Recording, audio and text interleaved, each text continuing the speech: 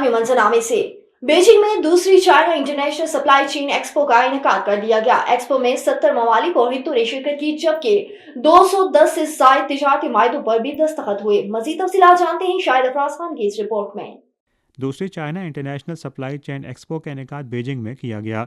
Expo में 210 से ज़ायद तजारती माहिदों पर दस्तखत हुए, जिनकी मालियत तकरीबन 21.17 अरब अमरीकी डॉलर से ज़ायद रही।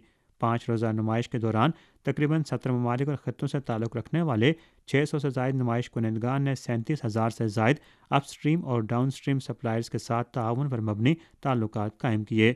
एक्सपो ने नुमाइश कुनंदगान और ज़ायरीन के लिए 6,000 से ज़ायद मैच मेकिंग सेशंस का शेड्यूल तय किया, जिससे 6,700 से ज़ायद ताउन के इरादों को आगे बढ़ाने में मदद मिली। एक्सपो ने 2 लाख से ज़ायद ज़ायरीन को अपने जानिब मुतवज्जह किया, जिसमें पिछली एक्सपो के मुकाबले में तकरीबन 1/3 इजाफा है। एक्सपो में मल्टी नेशनल कंपनियों ने जदीद मैन्युफैक्चरिंग में चीन के साथ जीत जीत ताउन के इम्कानात के बारे में मुस्बत तवक्कुआत का इजहार किया।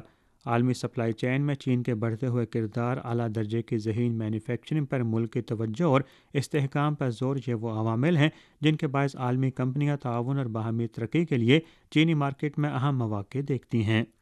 चीन में सजने वाले मुख्तलिफ तजारती और सरमायाकारी मेलों के इनेकाद से एक जानिब जहां पाकिस्तान की कारोबारी बरादरी के लिए नुमाया मौक़े मैसर आ रहे हैं, वहां पर दुनिया भर के कारोबारी इदारे चीन की वसी मंडी से भी इस्तेफादा कर सकते हैं। Shahid Afraz Khan, A1 TV, Beijing.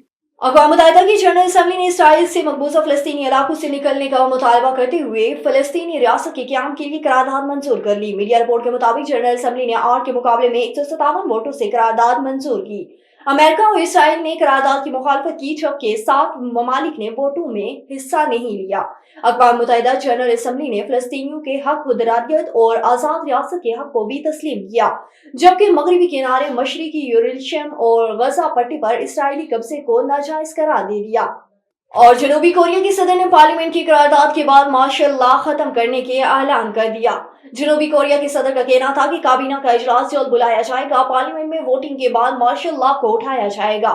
जनूबी कोरिया के सदर ने अपोजिशन पर रियासत मुख्तलिफ सरगर्मियों का इल्जाम लगाते हुए मार्शल लॉ के नफाज का ऐलान कर दिया। बादशाह पार्लियामेंट ने मार्शल के नफाज के खिलाफ वोट दिया था। जनूबी कोरिया के 300 के ऐवान में 190 अरकान ने मार्शल लॉ के खिलाफ वोट देकर सदारती फैसले को कलअदम करार दे दिया। मार्शल लॉ उठाने के ऐलान के बाद जनूबी कोरिया में अपोजिशन की जानिब से जश्न मनाया जा रहा है।